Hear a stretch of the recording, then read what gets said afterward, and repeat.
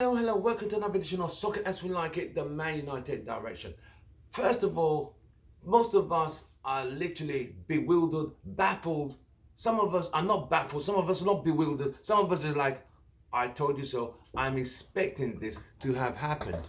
Okay, let me just adjust this check just a tiny bit. Thank you. So, this is where we are. Man United 1, AC Milan 1, Europa League round of 16, first leg at Old Trafford. United had injuries, so did AC Milan. AC Milan even had more injuries. So the lineup United put out yesterday, take out Rashford, take out Pogba. Okay, let's just say take out Rashford. It was still a standard team good enough to have played that game in an appropriate fashion. From the word go, AC Milan were dominant. Kessie single-handedly dominated the midfield in reference to United, who had Matic and McTominay, who were all over the place, passing sideways, incomplete passes. It was absolutely a disaster. You could all see it. When we saw the game start for the first 20 minutes, we knew United were in for a game. Having got 2 goals disallowed, we knew AC Milan were here to play some football, and football they came to play. Let's not get it twisted under no circumstances. It was a very difficult game for United. United barely got into it, but in the 9th minute, out of nowhere, Martial brings a ball down on his chest or on his thigh and hits a left foot volley, which the keeper turned over the bar. Other than that, United did not even have a clue of where they were going or where they were coming from. The defense held still, but the defense was always in 2s and 4s. Telles played well on the left, but at times he was caught out. I thought Bayer Maguire played good together. Wan-Bissaka was caught out a few times. But AC Milan were just a very organized team. They are second in Serie A and we are second in the EPL. It doesn't mean we're both in the same category. No, they had better footballers. They had better style of play. They had 2 goals disallowed, 1 for offside. The one that was handball, I could never understand that because I did not see any handball. United were lucky. So when United did get the goal from Amad Diallo in the second half, after being substituted for an injury to Martial, another injury problem we had. But you got to ask yourself this: what was the game plan? Because that performance was worse than the performance against Crystal Palace a week before, which is an absolute dud. You got to say, this team cannot keep playing hot and cold.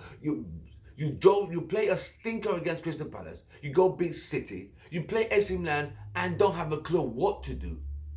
You see what I mean? This is the best thing about this team, we are the most consistently inconsistent team in the Premier League.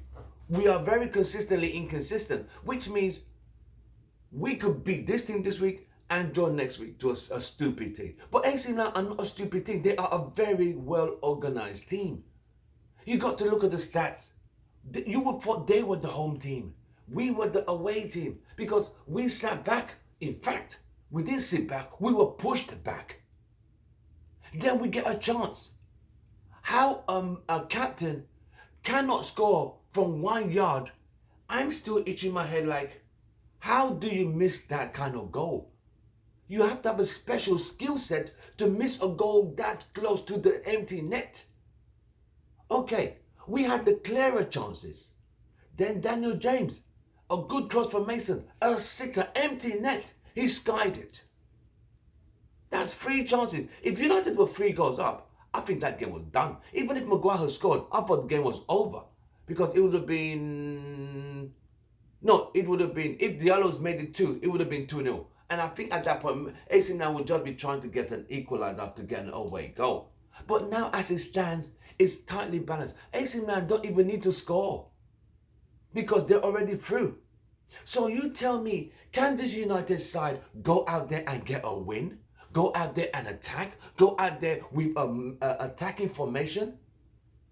But you got to ask yourself, Ole played 8-men defense in the last 20 minutes and invited more pressure onto the team.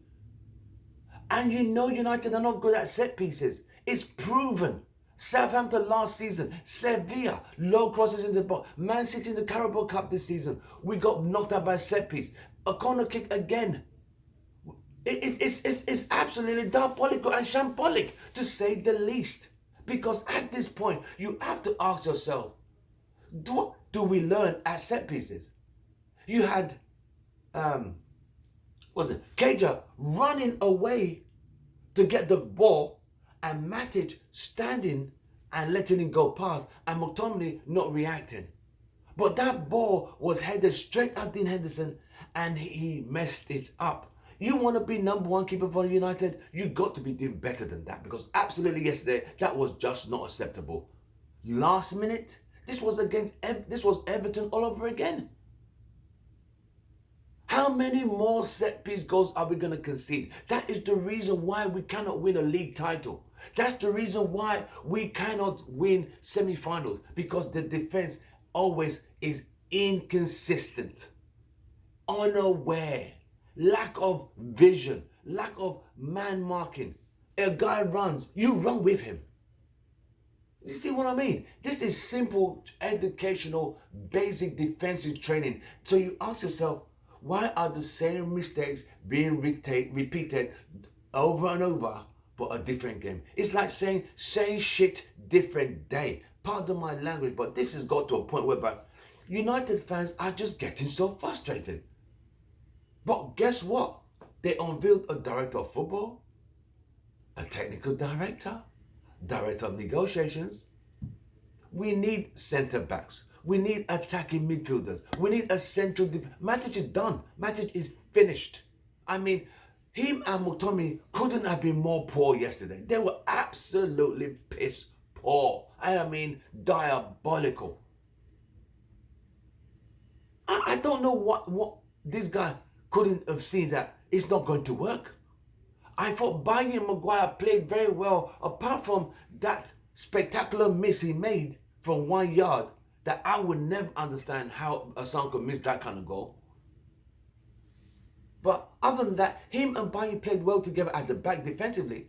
Yes, in the early stages they were exposed, but you got to ask yourself, that last minute, did AC Milan deserve something of that game? Absolutely.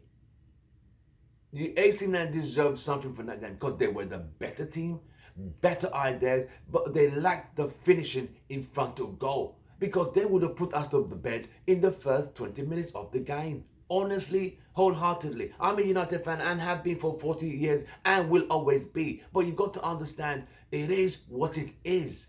I'm not going to sugarcoat. We were absolutely atrocious yesterday. Astronomically atrocious, because the fact of the matter is, at times, we couldn't even keep the ball. Mason would get the ball, bring the ball back, lose it. James will get the ball and lose it. And you're like, is it that these guys are not good enough footballers? Or is it AC Milan forcing them into mistakes? I'll leave you to answer those questions, because I'm just absolutely bewildered how we were outplayed off the park as the home team. It was embarrassing at times, like, wow. I could understand Barca tiki-taka back 10, 15 years ago, but this, I'm sorry. You got to ask yourself, AC Milan were just toying with us at times. But the confidence and the ability to keep the ball for long periods of time, and us chasing our shadows, was embarrassing as the home team. Now, we have to go to TURIN and get a result. Can we? Will we? I don't know anymore. All I know is, this team is so consistently inconsistent. I don't know what team's going to come out on Thursday next week. I don't even know the team, if they can even beat West Ham on Sunday. It's that bad. So I don't know what to expect from this team. And Ole has to start to understand, just because you're not losing doesn't mean you're making progress. I'm sorry, bro. That 0-0, 1-1 here, 0-0, 3-3, all those draws, doesn't mean you're playing good football, bro. And not because you're not losing means like, oh, we didn't lose.